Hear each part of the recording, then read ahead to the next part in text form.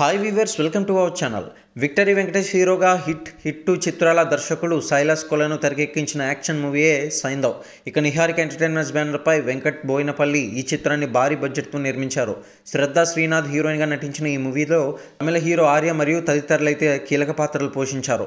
ఇక టీజర్ ట్రైలర్కి అయితే మంచి రెస్పాన్స్ వచ్చినప్పటికీ కూడా మొదటి రోజు నుంచి ఈ సినిమాకి అయితే నెగిటివ్ టాకే అయితే వచ్చింది.